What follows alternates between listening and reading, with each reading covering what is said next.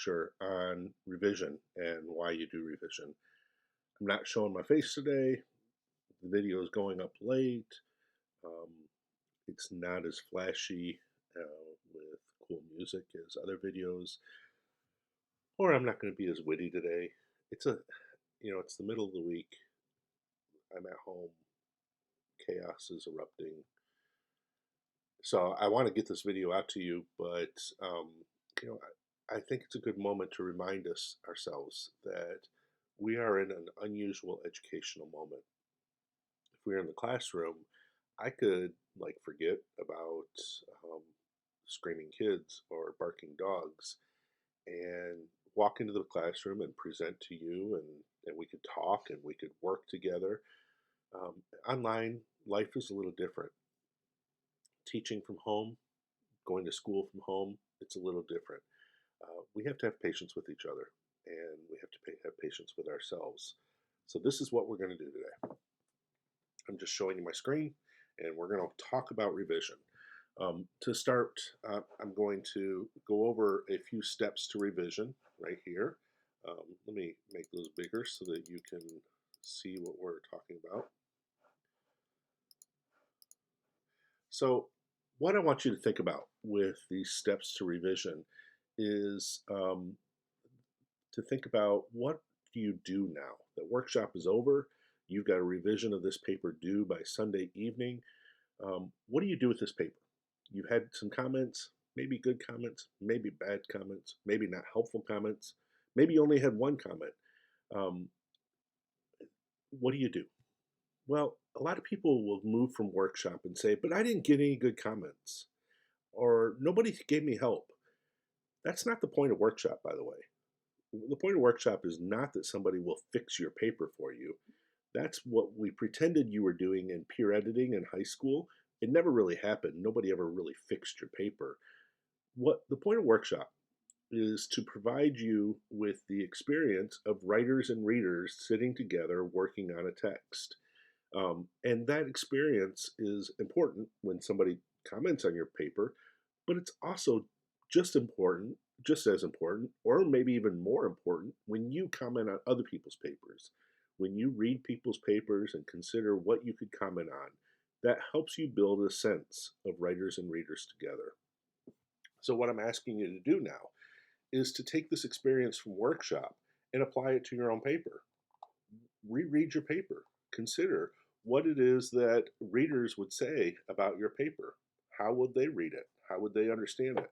You know how to do this now because you've done it with other people's papers, which is hard to say, people's papers.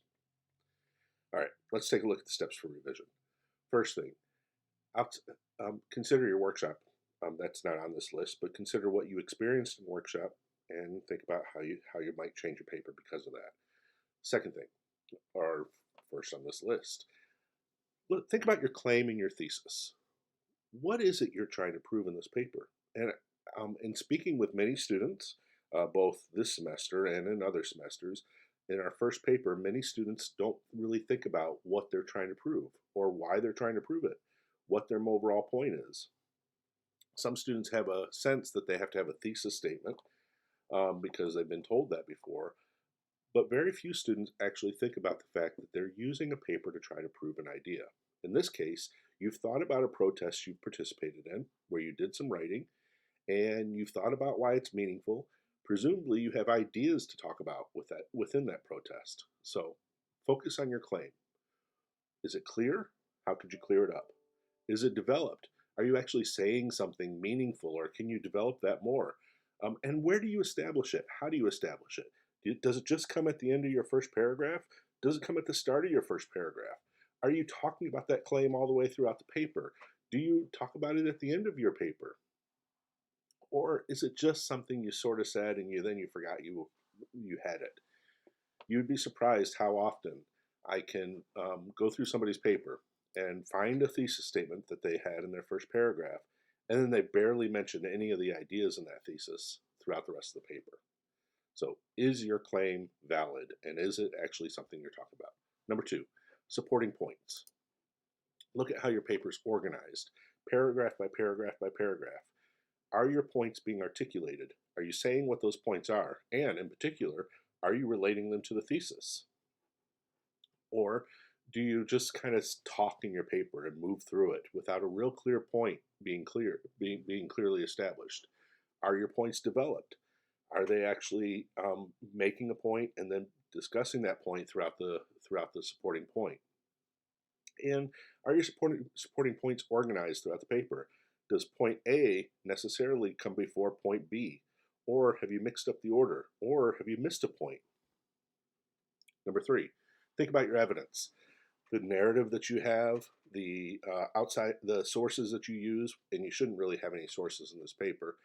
The applicability of that evidence, does it really matter for the point you're trying to make? The integration of that evidence, how are you bringing it in? So here's a really good point in this paper. If all you're doing is telling a story, you're not considering yet how that evidence is proving your supporting points, which are covering your thesis. So you should go back and think about how you are developing that narrative as evidence for a supporting point as part of a thesis. Number four, persuasion. Who is your audience? Are they being persuaded? And in the case of this course, you can think about your audience as being your classmates, your workshop group members, but you can also think about the bigger audience. Who is it that you're really speaking to? If you're writing a paper designed to convince President Trump of something, is that really an audience that is valid for you? So consider your audience. But number two, what is your style? How is your style affecting that audience? Is your audience interested in that style? And number three, your emphasis. What are your points of emphasis in this paper? Are you appealing to somebody based on your own authority over the subject matter? Are you appealing to somebody based on their emotional involvement in the subject matter? Are you appealing to somebody based on logic and analysis? Where is your emphasis coming?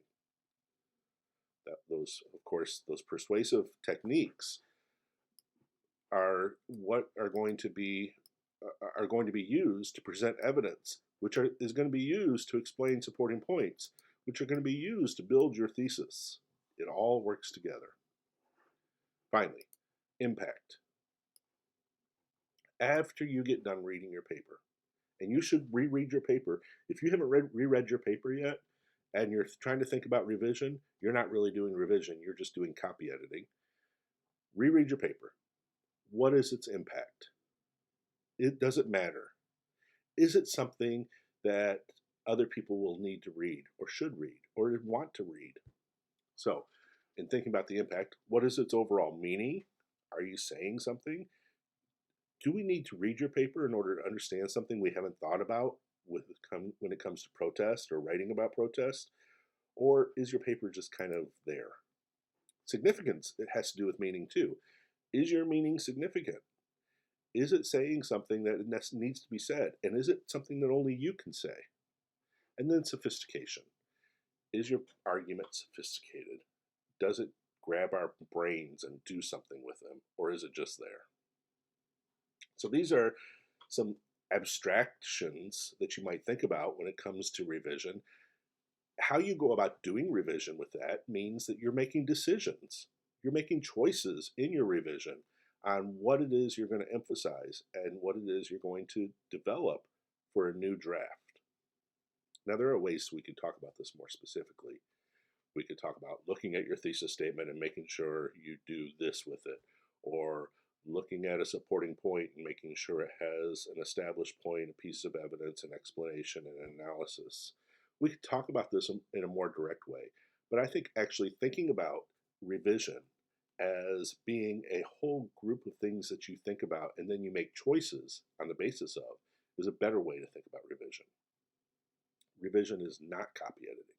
It is not simply fixing errors or fixing a paper. Revision is about thinking about the rhetorical effect of your paper. So I'm doing this on a document so that we can look at that document that I included in the workshop as an example. And then we can think about how one might revise it. So I'm just going to do the first paragraph here. And what I want to do is we're going to think about how we talk about our claim and our thesis, how we're doing supporting points, how we're doing evidence, persuasion, impact. And we're just going to read through this first paragraph and think about how these concerns might make us help us make different choices. I'm an English teacher. Oh, let me highlight this so that we can make sure that you can see what I'm doing. I don't know how to do background color real quick. Let me see.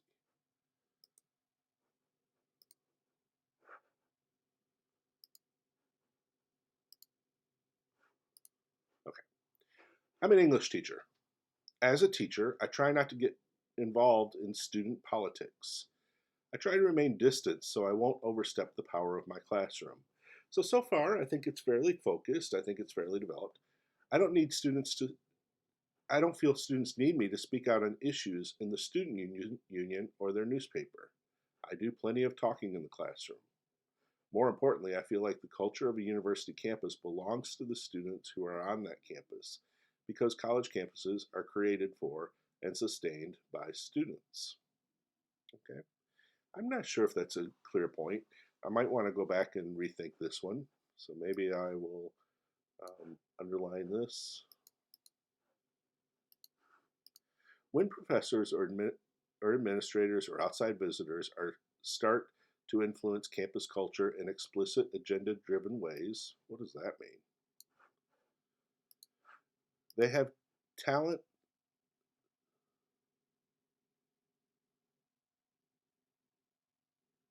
Oh, that's a typo. This is not revision. This is just copy editing.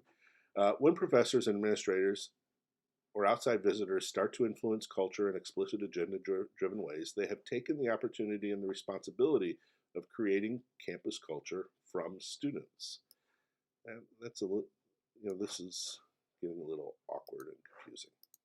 Yesterday, though, I spoke out loud, outside of class as a member of a university community. This is an abrupt transition. I think I could develop that further. As I look at this introduction, if I'm trying to think about how I'm engaging and what I'm trying to do with this paper for an audience, I'm not sure that this is engaging to an audience. I'm not sure they understand what I'm talking about or why I'm doing it. Um, so I think I might want to clear it up a little bit, and might want to talk a little bit more about what my role as a professor is, or what spurred this on, what was going on in this moment. Especially since, as we know, this paper talks about something that happened a number of years ago, almost 17 years ago, and so I might want to clarify the historical moment a little bit too. I'm not sure how that would work. Maybe I would say, um, as a teacher, I've always tried to stay out of student political issues. I don't think it's my place as a teacher to to engage with to try to persuade students in their politics, except for how those politics interfere with their learning in the classroom. A number of years ago, I was teaching on a college campus when the country decided to start bombing people in another land. Maybe a little bit cynical there, maybe a little bit sarcastic, but I thought I liked that tone. We decided to start bombing people, and then when I walked out of my classroom on the day we started killing people, we there was a military recruiter right outside my classroom. I decided at that point that even though I don't feel like instructors should try to influence people's politics, that as a member of the community, it was my responsibility to speak out. I didn't believe that a recruiter's table belonged on our campus, and I decided to speak out as a member of the university community. What I just wrote by voice there, I think addresses issues of my claim and thesis. It makes it more clear, it makes it more developed. It sets me up for more clear supporting points. I'm referring directly to the evidence that I'm going to be using. I'm thinking a little bit more about audience and style, and hopefully thinking a little bit more about meaning and impact. I mean, I think this is probably more sophisticated, the idea I'm trying to get to in this paragraph, than what I just vocally created. Um, but I think actually, as far as overall impact, what I just vocally created is more effective.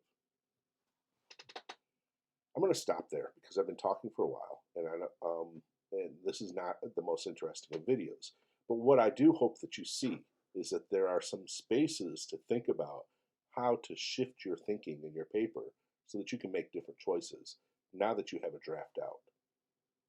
Your revision for this first paper is due on Sunday evening at 11:59 p.m.